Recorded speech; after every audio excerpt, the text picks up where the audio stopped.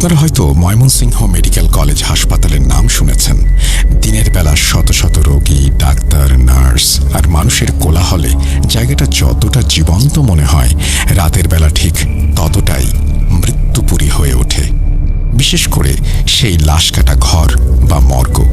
ওখানকার বাতাস সবসময় ফিনাইলের গন্ধে ভরা থাকে। কেমন একটা ভ্যাপসা পোটকা গন্ধ ভাসে। আমার বাবা মফিজ উদ্দিন ছিলেন এই হাসপাতালের প্রধান ডোম। ৩৫ বছর ধরে তিনি লাশ কাটছেন। পচা গলা, খণ্ডিত, রেল লাইনের পাশে পড়ে থাকা বেওয়ারিশ এমন কোনো লাশ নেই যা তার হাতে ওঠেনি। সবাই বলতো, মফিজ ডোমের পাথরের কলিজা, লাশের গন্ধ তার কাছে আতরের মতো।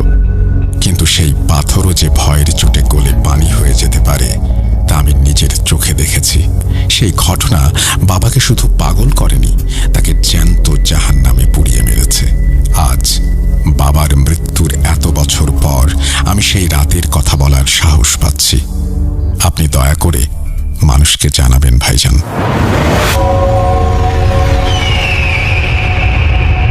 ঘটনার শুরু এক বর্ষণ মুখর রাতে। আষাঢ় মাসের তুমুল বৃষ্টি হচ্ছিল সেদিন। আকাশ ভেঙে যেন পানি নামছিল। ব্রহ্মপুত্র নদীর দিক থেকে আসা ঠান্ডা বাতাসে হাড় পর্যন্ত কেঁপে যাচ্ছিল। আমি আর বাবা তখন মর্গের পাশের ছোট রুমটায় বসেছিলাম। রাত তখন প্রায় ২:৩০। চারিদিক একেবারে চুপচাপ। শুধু টিনের চালে বৃষ্টির একটানা ঝমঝম আওয়াজ, আর মাঝে মাঝে দূরে মেঘের গর্জন। হঠাৎ আমাদের ল্যান্ডলাইন ফোনটা বেজে উঠল। হাসপাতালের ইমার্জেন্সি থেকে কল। খবর এলো একটা সুইসাইড কেস আছে, এক্ষুনি পোস্টমর্টম করতে হবে, কারণ সকাল সকাল পুলিশ রিপোর্ট নিয়ে বডি হ্যান্ড ওভার করবে। বাবার সেদিন ডিউটি ছিল না, কিন্তু জরুরি তলব পড়ায় যেতে হলো। আমিও বাবার সাথে গেলাম। বাবার বয়স হয়েছিল, তাই মাঝে মাঝে আমি বাবাকে বিভিন্ন কাজে সাহায্য করতাম। এই যেমন লাশ ধরাধরি করা, স্ট্রেচার টানা, যন্ত্রপাতি এগিয়ে দেয়া। মর্গের গেট খুলে ভেতরে ঢোকার পর নাকে সেই পরিচিত কটু গন্ধটা ধাক্কা দিল। আবছা আলোয় দেখলাম একটা স্ট্রেচারে সাদা চাদরে ঢাকা একটা লাশ রাখা আছে। পুলিশের 2জন কনস্টেবল আর একজন এসআই দাঁড়িয়ে আছে। তারা কাগজপত্র বুঝিয়ে দিয়ে বাবার হাতে একটা ফর্ম ধরিয়ে দিয়ে চলে গেলেন। তারা যেন হাঁফ ছেড়ে বাঁচলেন, কারণ ওই রাতে মর্গের পরিবেশটা ছিল অন্যরকম, একটু গা ছমছমে। বাবা গ্লাভস পরে লাশের মুখ থেকে চাদর সরালেন। আমি সত্যি বলছি, আমি জীবনে অনেক লাশ দেখেছি, কিন্তু এমনটা দেখিনি। চাদর সরানোর পর আমি অবাক হয়ে গেলাম। এরকম একটা সুন্দর মানুষ আত্মহত্যা করতে পারে, বিশ্বাস করা কঠিন। বয়স বড় জোর ২৭ কি ২৮। গায়ের রং দুধে আলতা, কিন্তু মৃত্যুর কারণে সেটা ফ্যাকাশে নীল হয়ে গেছে। নাম ছিল আফরিন। গলায় দড়ির কড়া দাগ, কালশিটে পড়ে গেছে। কিন্তু সবচেয়ে ভয়ের ব্যাপার ছিল তার চোখ দুটো খোলা, ঘোলাটে, যেন এখনো তাকিয়ে আছে আমার দিকে। মনে হচ্ছিল সে সব দেখছে, সব বুঝছে। বাবা যখন পোস্টমর্টম করার জন্য তার সেই পুরনো কাঠের বাক্স থেকে ধারালো লাশ কাটার ছুরিটা হাতে নিলেন, ঠিক তখনই লোডশেডিং হলো। ঝপ করে পুরো মর্গ অন্ধকার। বাইরে তখন বৃষ্টির তোড়জোড় চলছে। আমাদের জেনারেটরের কানেকশন ছিল, কিন্তু সেটা চালু হতে সবসময় মিনিট খানেক দেরি হয়। সে 1 মিনিটের খুটখুটে অন্ধকারে আমি মোবাইলের টর্চ চালাতে যাব, এমন সময় মনে হলো মর্গ জুড়ে একটা দীর্ঘশ্বাস। বাতাসে একটা ফিসফিসানি। কেউ যেন আমার কানে কানে বলছে, হাত দিবি না। আমার গায়ের রক্ত হিম হয়ে গেল। ভয় আমার গলা শুকিয়ে কাঠ। আমি চমকে এদিক ওদিক তাকালাম। টর্চের আলো ফেললাম। কেউ নেই, শুধু আমি আর বাবা আর ওই লাশ।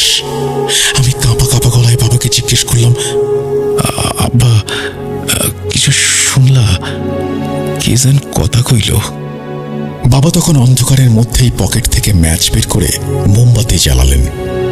মোমবাতির কাঁপা কাঁপা আলোয় বাবার মুখটা কেমন অদ্ভুত লাগছিল।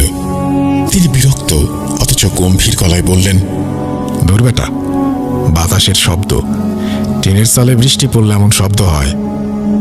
লাশ কাটতে আই এত ভয় পাইলে চলে? ততক্ষণে জেনারেটরের লাইট জ্বলে উঠল। টিউবলাইটটা কয়েকবার জ্বলতে গিয়ে নিভে গিয়ে আবারও জ্বলে উঠল। বাবা কাজ শুরু করলেন। আমি পানি এগিয়ে দিলাম। লাশটার গলায় দড়ির দাগ পরীক্ষার সময় বাবার চোখ আটকে গেল মেয়েটার গলার নিচে। সেখানে কালো সুতোয় ঝোলানো একটা চিকন সোনার চেইন ছিল। চেইনটা চামড়ার সাথে একেবারে লেপ্টে আছে, যেন গলার মাংসের ভেতরে ঢুকে গেছে। চেইনের লকেটে কিছু একটা লেখা, একটা নকশা। মর্গে তখন আমরা দুজন ছাড়া আর কেউ নেই। শয়তান তখন বাবার মাথায় ভর করেছে। তিনি চেইনটা খুব সাবধানে, যেন কেউ বুঝতে না পারে এমন ভঙ্গিতে লাশের গলা থেকে খোলার চেষ্টা করলেন। আমি দেখলাম বাবা এ কি করছেন। আমি ফিসফিস করে বললাম, আব্বা, এইটা পুলিশের লিস্টে নাই, রাইখা দাও, ঝামেলা হইব।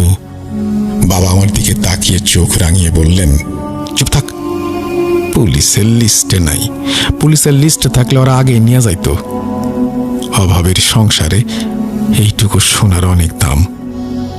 বাবা চেইনটা ছিঁড়ে ফেললেন না, বরং খুব কায়দা করে লকেটটা খুললেন। লকেটটা হাতে নিতেই বাবার হাতটা একটু কেঁপে উঠল, যেন জিনিসটা খুব ঠান্ডা বা গরম। কিন্তু ওটা উনি নিজের পকেটে ঢুকিয়ে ফেললেন তখনই। আমরা জানতাম না ওই চেইনটা কোনো সাধারণ অলংকার ছিল না, ওটা ছিল একটা তালা, যা খুলে বাবা নিজের মৃত্যুর পরোয়ানায় সই করে ফেললেন।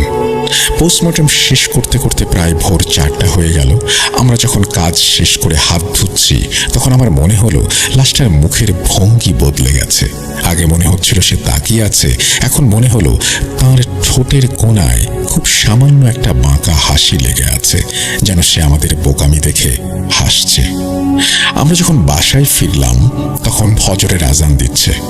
আমার বাসা হাসপাতাল কোয়ার্টারেই, নিচতলায়, স্যাঁতস্যাঁতে রুম, 2টা মাত্র ঘর। বাবা এসে এই গেঞ্জিটা পাল্টে চেনটা আলমারির পুরনো কাপড়ের ভাঁজে মায়ের একটা শাড়ির ভেতরে লুকিয়ে রাখলেন। মা তখন রান্নাঘরে ভাতের চাল ধুচ্ছিলেন। বাবা আমাকে ইশারা করলেন চুপ থাকতে। আমি ক্লান্ত ছিলাম, তাই কথা বাড়ালাম না। ভাবলাম যা হওয়ার হয়েছে, কাল হয়তো বাবা ওইটা বিক্রি করে দেবে। সেই দিনটা কোনো মতে কাটল, কিন্তু বিপত্তি শুরু হলো পরের রাত থেকে। আমি আর বাবা একই ঘরে ঘুমাই।